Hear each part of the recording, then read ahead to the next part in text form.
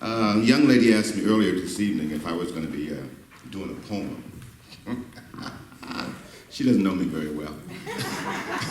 I don't do poetry. I'm a speaker who tells stories. I believe that if you want to make a point, tell a story. And if you tell a story, you should make a point.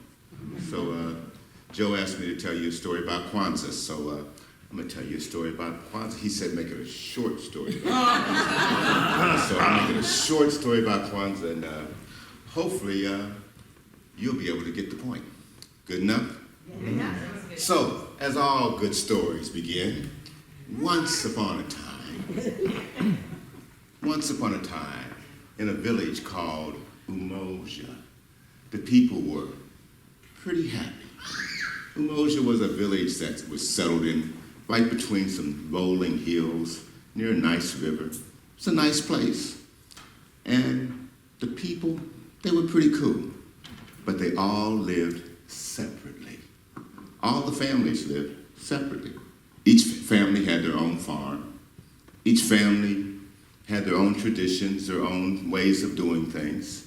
And they didn't interact with other people. They were independent, and they thought that that was pretty cool. That was their strength, being resilient. They were just separate. I mean, they went to separate schools. They ate separate, different kinds of food. They didn't do anything that was together. They just were separate. And for years, that was just fine. Everything was good, everybody was prosperous, everybody was healthy. But then one year, disaster struck. I mean, disaster struck, and it was bad. That year, the rains did not come. And when the rains don't come, that means the crops suffer. And the sun was so hot. It was scorching and burning up everything. Well, no rain, no food, no jobs, no happy people. People were just miserable. And you know, when you don't have crops, when you don't have food, then prices go up. Everything just gets bad. And the people just had a bad time and didn't know what to do. Each one struggled on their own. They tried to get their own little farms together. They tried to get their little family situation together, but none of it worked. And then one day, Mama Zawanda, she called for a meeting. See, in this community, they still respected the elders.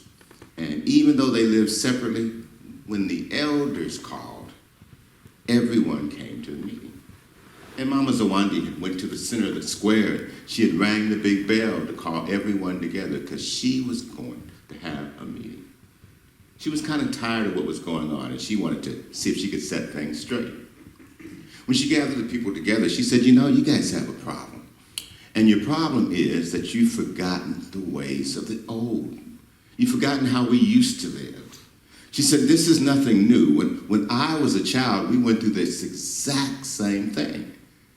The whole community was separated, and we went through the same problem. And I'm going to show you what we're going to do and how we're going to get out of it. We're going to do what I call is unity. She said, you guys don't really understand, but the reason that we call the village Umoja in the first place is because we learned that unity, which is what Umoja means, that unity was the key. She said, we did this in the past, and this is what we're going to do. We're going to all form teams. We're going to all work together, and we're going to come out of this crisis. And that's just what they did. You know, they formed teams, and they would take turns on farming. They would take turns digging a communal well. They took turns on babysitting the kids and educating. They did everything together. And even though it was hard work, just the fact that they were working together meant that they started singing songs. They started laughing, having a good time, having picnics at lunchtime. You know, those kind of community things just happened just out of all that hard work. And you know what happened?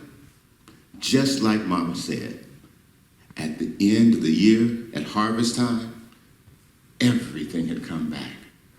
By then, by working together, they had dug a well so deep that they had ran into a fresh spring of water. They worked together, and when one person's field was dried up, they'd all get together and go water that field. They would all go help out with everything, and at the end of the year, the harvest was more than they had ever had before. And they learned the old rules. They learned the ways of the old.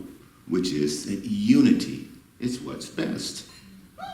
Now, if you really get the point, then you would understand that just like today, and just like then, that sometimes people live in their own little bubbles, and they stay separate from other people.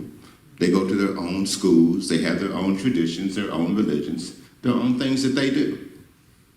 But if they really want to be a strong community, if they really want to be successful, the real key is unity. Find something that you can work on together and be willing to work with each other. So what I would tell you during this Kawanzaa season, do like those people who lived in that village of Umoja. Find a way to practice unity. It's a strong spiritual and cultural tool, working together. And just like it worked for those people, I got a feeling that it would work for us, whether it's at CSL, whether it's at Texas, or whether it's this whole country. If folks just got out of their bubbles and decided that they would work together.